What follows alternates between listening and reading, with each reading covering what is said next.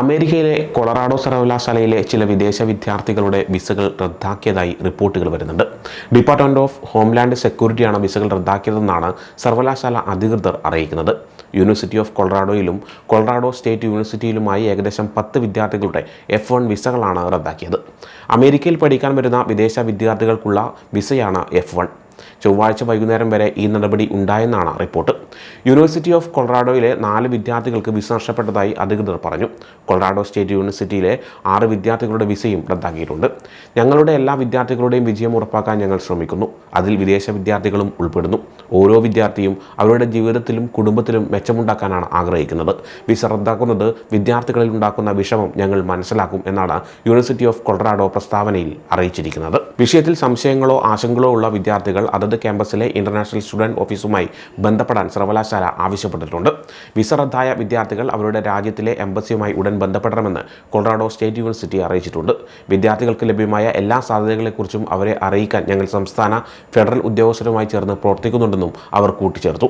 വിദ്യാർത്ഥികളുടെ സ്വകാര്യത കണക്കിലെടുത്ത് കൂടുതൽ വിവരങ്ങൾ നൽകാൻ കഴിയില്ലെന്നാണ് സർവകലാശാല അറിയിക്കുന്നത്.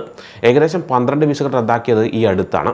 ഇതിനു മുൻപ് മാർച്ചിൽ പല വിദേശ വിദ്യാർത്ഥികളുടെയും അറസ്റ്റ് ചെയ്തിരുന്നു. ഈ അറസ്റ്റുകളെ സാധൂകരിക്കുന്നതിന് ട്രംപ് ഭരണകൂടം പറയുന്നത് ഒരാൾ അമേരിക്കയുടെ വിദേശ നയത്തിന് ദോഷകരമാകുന്ന എന്തെങ്കിലും ചെയ്താൽ അയാളെ നാടുകടത്താൻ സെക്രട്ടറി ഓഫ് സ്റ്റേറ്റിന് അധികാരമുണ്ട് എന്നാണ്. കഴിഞ്ഞ മാർച്ചിൽ കൊളംബിയ യൂണിവേഴ്സിറ്റിയിലെ പ്രതിഷേധങ്ങളിൽ പങ്കെടുത്ത മഹ്മൂദ് ഖലീൽ എന്ന വിദ്യാർത്ഥിയെ ന്യൂയോർക്കിൽ വെച്ച് ഫെഡറൽ ഇമിഗ്രേഷൻ ഉദ്യോഗസ്ഥർ അറസ്റ്റ് ചെയ്തിരുന്നു. ഹമാസുമായി ബന്ധമുള്ള കാര്യങ്ങൾ ചെയ്തു എന്നായിരുന്നു ആരോപണം. അമേരിക്ക ഹമാസിനെ ഒരു ഭീകര സംഘടനയായി പ്രഖ്യാപിച്ചിട്ടുണ്ട്. ടഫ്റ്റ്സ് യൂണിവേഴ്സിറ്റിയിലെ റുമൈസ ഓസ്തുർക്ക് എന്ന വിദ്യാർത്ഥിനിയെയും ഫെഡറൽ ഉദ്യോഗസ്ഥർ അറസ്റ്റ് ചെയ്തു.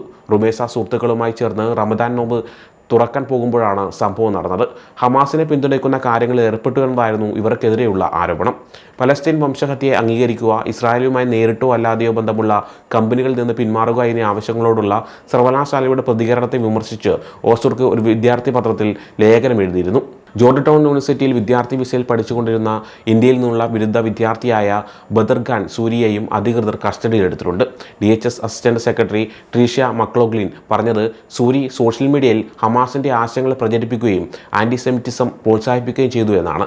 കൂടാതെ ഹമാസിലെ ഒരു പ്രധാന ഉപദേഷ്ടാവുമായി അടുത്ത ബന്ധമുണ്ടെന്നും അവർ ആരോപിക്കുന്നുണ്ട്. ഖലീലിനും ഓസ്തുർഗിനും സൂരിക്കുമെതിരെ ഇതുവരെ ക്രിമിനൽ കുറ്റങ്ങളൊന്നും ചുമത്തിയിട്ടില്ല. കഴിഞ്ഞ ആഴ്ച secretary of state macro Rubio പറഞ്ഞത് സ്റ്റേറ്റ് ഡിപ്പാർട്ട്മെന്റ് 300-ലധികം വിദ്യാർത്ഥികളുടെ വിസ റദ്ദാക്കിയെന്നാണ്. ഇത്രയധികം വിദ്യാർത്ഥികളുടെ വിസ റദ്ദാക്കിയതിനെക്കുറിച്ച് പലരും പല അഭിപ്രായങ്ങളും പറയുന്നുണ്ട്. എന്തായാലും ഈ വിഷയത്തിൽ കൂടുതൽ വിവരങ്ങൾ പുറത്തുവരുമെന്ന് പ്രതീക്ഷിക്കാം.